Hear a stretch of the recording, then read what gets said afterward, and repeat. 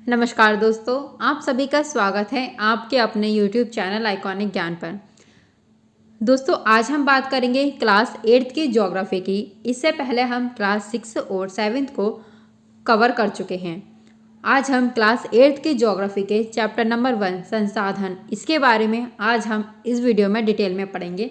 संसाधन क्या होते हैं, संसाधन कितने प्रकार के होते हैं, प्राकृतिक संसाधन, मानव निर्मित संसाधन और संसाधनों का संरक्षण किस प्रकार किया जाना चाहिए, आज हम इन सभी को अपनी इस वीडियो में कवर करेंगे।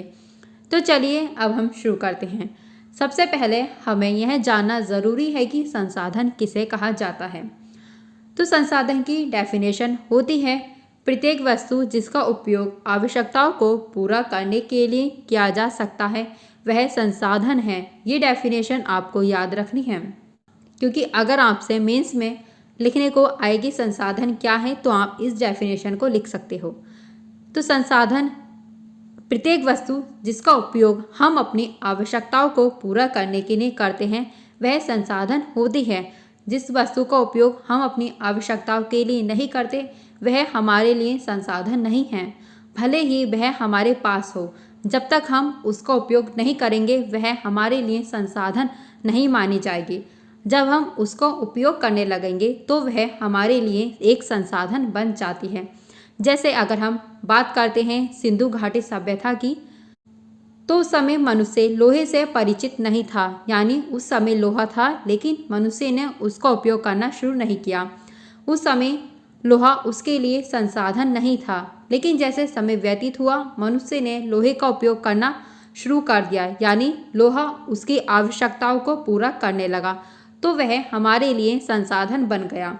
यानी वह वस्तु जिसका उपयोग हम अपनी आवश्यकताओं को पूरा करने के लिए करते हैं वही हमारे लिए संसाधन होती है। तो यहाँ पर आपको इस डेफिनेशन को याद रखना है कि संसाधन क्या है।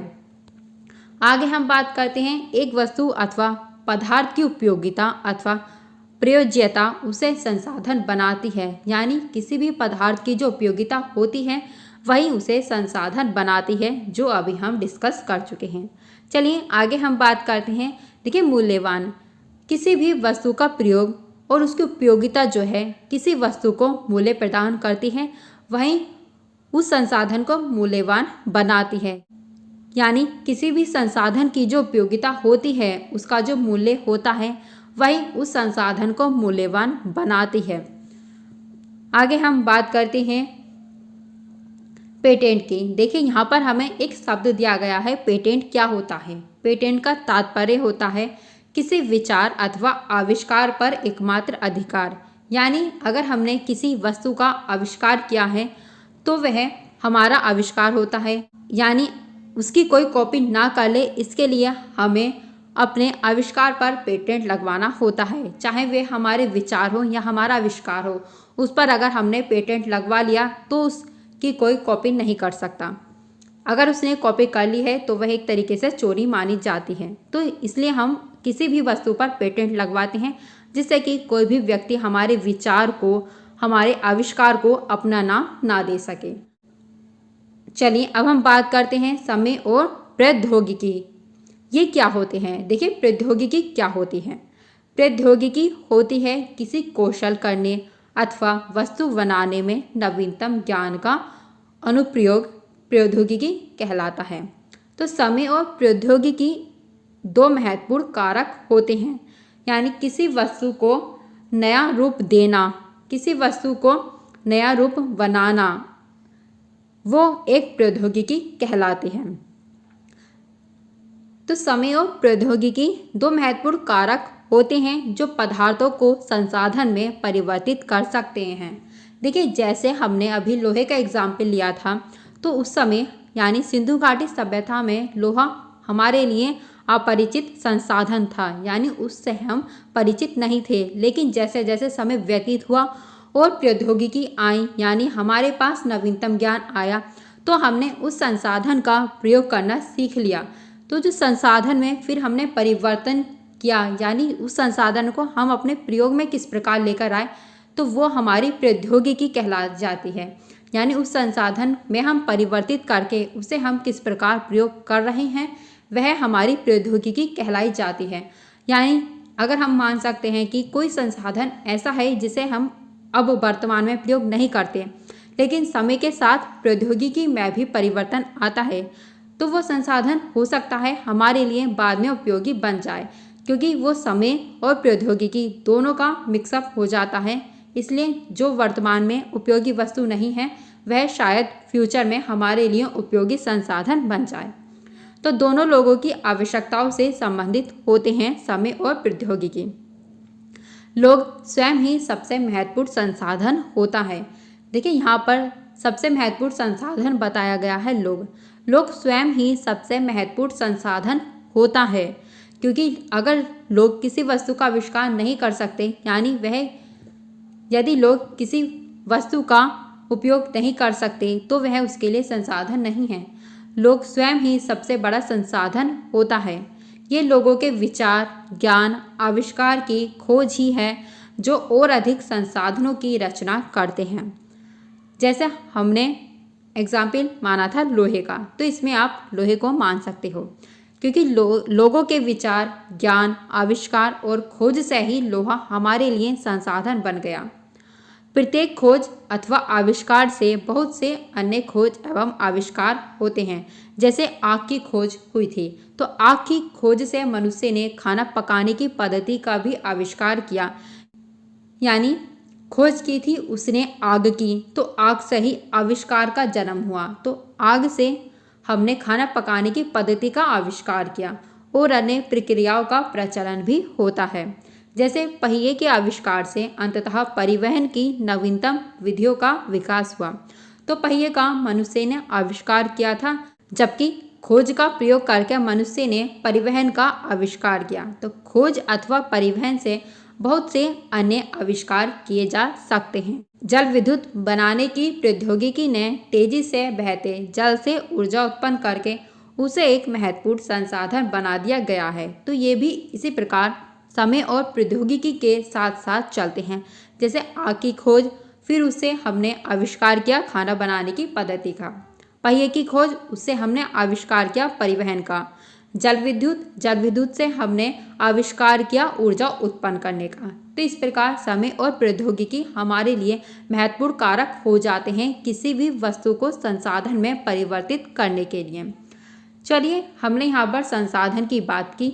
अब हम बात करते हैं संसाधनों के प्रकार की। संसाधनों के कौन कौन से प्रकार हो सकते हैं? तो सामान्यतः संसाधनों को प्राकृतिक और मानव निर्मित संसाधन में वर्गीकृत किया गया है। यानी संसाधन कह सकते हैं हम दो प्रकार के होते हैं, प्राकृतिक संसाधन और मानव निर्मित संसाधन। चलिए अब हम बात करते हैं प्राकृतिक संसाधन की। तो प्राकृतिक संसाधन में कौन कौन से संसाधन आते हैं? देखिए, जैसा कि नाम से स्पष्ट हो रहा है, प्राकृतिक यानी जो हमें प्रकृति से प्राप्त हुए हों, जिसमें हमें परिवर्तन करने की आवश्यकता नहीं पड़ी। हमने परिवर्तन किया है थोड़ा बहुत, लेकिन यह हमें सीधे प्रकृति से ही प्राप्त हुए हैं, तो उन्हें हम प्राकृतिक संसाधन कहते हैं। जो संसाधन सीधे प्रकृति से प्राप्त होते हैं और अधिक संशोधन के बिना ही उपयोग में लाए जा सकते हैं, उन्हें हम प्राकृतिक संसाधन कहते हैं। जैसे वायु, जिसमें हम सांस लेते हैं, जैसे नदियाँ, झीलें, मृदा, खनिज, ये सभी हमारे लिए प्राकृतिक संसाधन होते हैं। ये संसाधन हमें प्रकृति के द्वारा निःशुल्क प्राप्त हुए हैं, यानी ये हमारे लिए प्रकृति के निःशुल्क उपहार होते हैं और सीधे ही हम इनका उपयोग कर सकते हैं। इसमें हमें परिवर्तन करने की कोई आवश्यकता नहीं होती। जबकि कुछ परिस्थितियों में प्राकृतिक संसाधन का अच्छी तरह उपयोग करने के लिए औजारों और प्रौद्योगिकी की आवश्यकता हो सकती है। यानी कुछ प्राकृतिक संसाधन ऐसे होते हैं जिनका और अच्छी तरह से अगर हमें उपयोग करना है तो उसके लिए हमें औजारों और प्रौद्योगिकी की आवश्यकता हो सकती है। तो ऐसे संसाधन जो हमें सीधे प्रकृति से प्राप्त हुए हों, वह हमारे लिए प्राकृतिक संसाधन होते हैं। प्राकृतिक संसाधनों को विस्तृत रूप से हमने नवीकरणीय और अनवीकरणीय संसाधनों में विभाजित किया है। यानी संसाधन दो प्रकार के होते हैं, प्राकृतिक संसाधन और मानव निर्मित संसाधन। प्राकृतिक संसाधनों को हमने फिर से दो भागों में विभाजित किया है, नवीकरणीय और अनवीकरणीय संसाधन। आइए अब हम इन्हें समझते हैं कि नवीकरणीय और अनवीकरणीय संसाधन क्या होते हैं। तो सबसे पहले हम बात करते हैं नवीकरणीय संसाधन की। तो नवीकरणीय संसाधन वे संसाधन होते हैं जो शीघ्रता से नवीकृत अथवा पुनः पूरित हो जाते हैं। देखिए, नवीकृत का मतलब होता है जिसका नवीनीकरण हुआ हो, यानी जो फिर से नया किया गया हो। तो ऐसे संसाधन जिसका नवीनीकरण हुआ हो, यानी जो फिर से नया किया गया हो, वह नवीकरणीय संसाधन होते हैं। देखिए, इनमें से कुछ असीमित होते हैं और उन पर मानवीय क्रियाओं का प्रभाव नहीं होता, जैसे कि सौर ऊर्जा और पवन ऊर्जा। इन पर मानवीय क्रिया का कोई प्रभाव नहीं होता, यानी इन पर मानव की क्रियाओं का कोई भी प्रभाव नहीं होता। लेकिन फिर भी कुछ नवीकरणीय संसाधनों जैसे कि जल, मृदा और वन का अगर हम लापरवाही से प्रयोग करते हैं तो इनके भंडारण पर काफ़ी प्रभाव पड़ता है, यानी इन पर मानवीय क्रियाकलापों का असर होता है। देखिए, जल एक असीमित नवीकरणीय संसाधन है, लेकिन फिर भी जल की कमी और प्राकृतिक जल स्रोतों का सूखना आज विश्व के बहुत से भागों में एक बड़ी समस्या है। देखिए, यहाँ पर हमें समझाने की कोशिश की गई है कि जो नवीकरणीय संसाधन होते हैं ये एक प्राकृतिक संसाधन हैं जिनका नवीनीकरण किया जा सकता है। इनमें मानवीय क्रियाकलापों का प्रभाव नहीं होता, लेकिन कुछ संसाधन ऐसे होते हैं जिन पर मानवीय क्रियाकलापों का प्रभाव पड़ता है, जैसे कि जल, मृदा और वन। वन का लापरवाही से प्रयोग किया जा रहा है, यानी वनों को काटकर मानव के द्वारा मकान बनाए जा रहे हैं, जिसका प्रभाव नवीनीकरणीय संसाधनों पर पड़ता है। जल एक असीमित नवीकरणीय संसाधन है, लेकिन फिर भी हमें पीने के लिए जल की कमी होती है। तो ये हमारे लिए एक बड़ी समस्या है जिसका निदान हम ही लोगों को करना है। चलिए आगे हम बात करते हैं अनवीकरणीय संसाधन की। देखिए, नवीकरणीय संसाधन ऐसे होते हैं जिनका पुनः प्रयोग किया जा सकता है, यानी जिन्हें पुनः बनाया जा सकता है, जबकि अनवीकरणीय संसाधन वे संसाधन होते हैं जिनका भंडारण जो है वो सीमित होता है, यानी अगर ये खत्म हो गए तो इन्हें नवीकृत होने में हजारों वर्ष लग जाते हैं। यानी अनवीकरणीय संसाधन जिनका भंडारण सीमित होता है और ये अगर एक बार समाप्त हो गए तो उन्हें नवीकृत अथवा पुनः पूरित होने में हजारों वर्ष का समय लग जाता है, जैसे कि कोयला, जैसे कि पेट्रोल, जैसे कि प्राकृतिक गैस। इसके कुछ उदाहरण होते हैं, यानी अगर कोयला, पेट्रोल और प्राकृतिक गैस ये खत्म हो गए तो इन्हें पुनः पूरित होने में हजारों वर्ष का समय लग जाता है। प्राकृतिक संसाधनों का वितरण भूभाग, जलवायु, ऊंचाई जैसे अनेक भौतिक कारकों पर निर्भर करता है। पृथ्वी पर इन कारकों में विभिन्नता होने के कारण संसाधनों का वितरण असमान होता है। देखिए, यहाँ पर आपको ध्यान रखना है कि नवीकरणीय संसाधन ये असीमित संसाधन होते हैं, जबकि अनवीकरणीय संसाधन ये सीमित संसाधन होते हैं। संसाधन का भंडार क्या है? यह उपयोग के लिए संसाधन की उपलब्ध मात्रा होती है। तो यहाँ पर हमें संसाधन का भंडार के बारे में बताया गया है। तो संसाधनों का जो वितरण है वह भूभाग, जलवायु और ऊंचाई जैसे अनेक भौतिक कारकों पर निर्भर करता है। जैसे कि आपने देखा होगा कि पठारी इलाकों में आपको अनेक खनिज पदार्थ देखने को मिलते हैं, जबकि ऊंचाई वाले स्थान पर आपको कुछ कम मात्रा में खनिज पदार्थ देखने को मिलते हैं।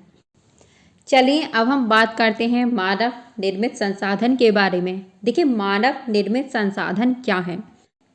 प्रकृति में जो पदार्थ मौजूद हैं उनमें कुछ परिवर्तित करके मानव जब प्रयोग में लाता है तो हम उन्हें मानव निर्मित संसाधन कहते हैं। यानी हम उन पदार्थों का सीधे प्रयोग नहीं कर सकते, उनमें कुछ परिवर्तित करके जब हम उन्हें प्रयोग में लाते हैं तो उन्हें मानव निर्मित संसाधन कहते हैं। कभी कभी प्राकृतिक पदार्थ तब संसाधन बन जाते हैं जब उनका मूल रूप बदल दिया जाता है। लौह अयस्क उस समय तक हमारे लिए संसाधन नहीं था जब तक लोगों ने उससे लोहा बनाना नहीं सीख लिया। लोग प्राकृतिक संसाधनों का उपयोग पुल, सड़क, मशीन और वाहन बनाने में करते हैं जो मानव निर्मित संसाधन के रूप में जाने जाते हैं। यानी कि हमने प्राकृतिक संसाधनों का रूप बदल दिया, उससे हमने पुल, सड़क, मशीन, वाहन आदि बना लिए तो वह हमारे लिए मानव निर्मित संसाधन बन गए। तो इसके लिए सबसे ज़रूरी होती है प्रौद्योगिकी। प्रौद्योगिकी भी एक मानव निर्मित संसाधन है। तो आपसे पूछा जा सकता है कि प्रौद्योगिकी क्या है? तो प्रौद्योगिकी एक प्रकार का मानव निर्मित संसाधन है। तो इसलिए हम जैसे लोग प्राकृतिक संसाधनों का उपयोग करके मानव निर्मित संसाधन बनाते हैं। तो यहाँ पर हमने जाना कि हम प्राकृतिक संसाधनों का प्रयोग करके मानव निर्मित संसाधन किस प्रकार बनाते हैं। तो यहाँ पर हमने प्राकृतिक संसाधन, नवीकरणीय संसाधन, अनवीकरणीय संसाधन और मानव निर्मित संसाधन को अच्छे से कवर कर लिया है। चलिए आगे हम बात करते हैं मानव संसाधन की। मानव संसाधन क्या होते हैं? देखिए, लोग और अधिक संसाधन बनाने के लिए प्राकृतिक का सबसे अच्छा उपयोग तभी कर सकते हैं जब उनके पास ऐसा करने के लिए ज्ञान हो, उनके पास ऐसा करने के लिए कौशल हो, प्रौद्योगिकी उपलब्ध हो। तभी मनुष्य मानव संसाधन का प्रयोग कर सकते हैं। इसलिए मनुष्य एक विशिष्ट प्रकार का संसाधन होता है। आपको इस लाइन को ध्यान रखना है कि मनुष्य भी एक संसाधन है, अतः लोग मानव संसाधन हैं। शिक्षा, स्वास्थ्य लोगों को बहुमूल्य संसाधन बनाने में मदद करती है। अधिक संसाधनों के निर्माण में समर्थ होने के लिए लोगों के कौशल में सुधार करना मानव संसाधन विकास कहलाता है। अगर मनुष्य अपने लिए संसाधनों का और अधिक अच्छे से प्रयोग करता है तो वह उसके लिए मानव संसाधन कहलाते हैं। जैसे कि शिक्षा और स्वास्थ्य, ये हमारे लिए एक बहुमूल्य संसाधन होते हैं और अधिक संसाधनों के निर्माण में समर्थ होने के लिए लोगों को कौशल में सुधार करना होता है, तो यह हमारे लिए मानव संसाधन विकास कहलाता है। चलिए आगे हम बात करते हैं संसाधन संरक्षण। हमारे लिए संसाधन संरक्षण क्यों आवश्यक है? देखिए, अगर हमने इन संसाधनों का संरक्षण नहीं किया तो ये संसाधन एक समय पर खत्म हो जाएंगे। यानी एक समय ऐसा आएगा जब मनुष्य इन संसाधनों का उपयोग ही नहीं कर सकता, क्योंकि ये संसाधन पृथ्वी पर मौजूद नहीं होंगे। इसलिए हमें संसाधनों का संरक्षण करना आवश्यक है, क्योंकि संसाधन हमारे लिए सभी आवश्यकताओं को पूरा करते हैं। तो हमारा कर्तव्य होता है कि हम इन संसाधनों का संरक्षण करें ताकि हमारे आगे आने वाली पीढ़ियां भी इन संसाधनों का उपयोग कर सकें। तो ये हमारा कर्तव्य होता है इन संसाधनों का संरक्षण करना, जिससे कि आने वाली पीढ़ियों के लिए ये उपलब्ध हो सकें। तो चलिए अब हम इसे पढ़ लेते हैं। देखिए, यदि हम नवीकरणीय संसाधनों के प्रति अगर सतर्क नहीं होते तो वे बहुत ही जल्दी दुर्लभ हो जाते हैं और अनवीकरणीय संसाधन निश्चित ही समाप्त हो सकते हैं। इसलिए हमें इन संसाधनों का संरक्षण करना बहुत ही ज़रूरी होता है। संसाधनों का सतर्कतापूर्वक उपयोग करना और उन्हें नवीकरण के लिए समय देना संसाधन संरक्षण कहलाता है। देखिए, किसी भी संसाधन को नवीकरण होने के लिए समय देना बहुत ही ज़रूरी होता है। जैसे कि पेड़ पौधे, अगर हम उन्हें काटते हैं तो हमें उन्हें बड़ा होने के लिए समय भी देना होता है। ऐसा नहीं है कि हम उस खाली जगह पर एकदम मकान बना लें, तो ये उनके लिए समय देना नहीं हुआ। तो यानी हम यहाँ पर उनका संरक्षण नहीं करते। अगर हम एक पेड़ काट रहे हैं तो हमारा कर्तव्य है कि हम 2 पेड़ लगाएं। इस प्रकार हम संसाधनों का संरक्षण कर सकते हैं।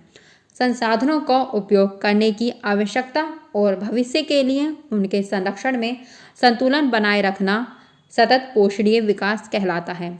यानी सतत पोषणीय विकास क्या है? संसाधनों का उपयोग करने की आवश्यकताओं और भविष्य के लिए उनके संरक्षण में संतुलन बनाना सतत पोषणीय विकास कहलाता है। संसाधनों के संरक्षण के अनेक तरीके होते हैं। प्रत्येक व्यक्ति उपभोग को कम करके वस्तु के पुनः चक्रण एवं पुनः उपयोग द्वारा योगदान दे सकता है। यानी हमें जितनी आवश्यकता है हम उतनी ही वस्तु का उपयोग करें और उस वस्तु के पुनः चक्रण यानी पुनः उपयोग में योगदान दें।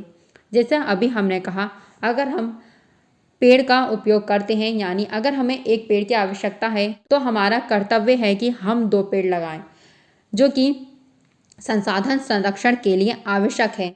तो हमें बिजली और पेड़, जल इन सब को बचाना है। जितनी हमारे लिए आवश्यकता है केवल हमें उतनी ही वस्तु का उपयोग करना है। मैं सतर्क रहूंगी कागज व्यर्थ ना हो। कागज बनाने के लिए बहुत से पेड़ों को काटा जाता है। मैं ध्यान रखूंगा कि घर पर विद्युत व्यर्थ ना हो, क्योंकि विद्युत जल और कोयले से मिलती है। इसलिए मैं ध्यान रखूंगी कि घर में जल बेकार ना हो। जल की एक एक बूंद मूल्यवान है। हम आशा करते हैं कि आप इन सभी बातों को अच्छे से समझ गए होंगे और संसाधन संरक्षण में हमारे साथ मिलकर आप सभी योगदान करोगे, क्योंकि संसाधन संरक्षण हमारे लिए बहुत ज़रूरी है। यह हमारी आगे आने वाली पीढ़ियों के लिए भी हमें सुरक्षित रखना है। हमारी पृथ्वी और इन पर निवास करने वाले लोगों का भविष्य पेड़ पौधों और परितंत्र की सुरक्षा और संरक्षण से जुड़ा हुआ है। अब यह सुनिश्चित करना हमारा कर्तव्य हो जाता है कि सभी नवीकरणीय संसाधनों के उपयोग सतत पोषणीय हैं। पृथ्वी पर जीवन की विविधता संरक्षित की जाए। प्राकृतिक पर्यावरणीय तंत्र की हानि को हम कम से कम कर सकते हैं। देखिए, यहाँ पर सतत पोषणीय विकास के कुछ सिद्धांत दिए गए हैं जिन्हें आप ध्यान रख सकते हैं। जीवन के सभी रूपों का आदर और देखभाल करना, मानव जीवन की गुणवत्ता को बनाए रखना यानी मानव जीवन की गुणवत्ता को बढ़ाना, पृथ्वी की जीवन शक्ति और विविधता का संरक्षण करना, प्राकृतिक संसाधनों के हास्य को कम से कम करना, पर्यावरण के प्रति व्यक्तिगत व्यवहार और अभ्यास में परिवर्तन करना, समुदायों को पर्यावरण की देखभाल करने योग्य बनाना। तो इस प्रकार यहाँ पर हमें सतत पोषणीय विकास के कुछ सिद्धांत दिए गए हैं। तो इस चैप्टर में हमने प्राकृतिक पर्यावरण, मानव निर्मित, नवीनीकरणीय, अनवीनीकरणीय, संसाधन संरक्षण, सतत पोषणीय विकास, संसाधन, इन सभी को आज हमने इस वीडियो में डिस्कस किया, इस वीडियो में कवर किया। तो आई होप आपको ये वीडियो अच्छी लगी हो। आपको ये वीडियो कैसी लगी आप हमें कमेंट करके ज़रूर बताइए। और अगर आपको हमारी ये वीडियो पसंद आई तो आप हमारा चैनल भी सब्सक्राइब करें, जिससे कि आपको सभी नोटिफिकेशन समय पर मिलते रहें। धन्यवाद।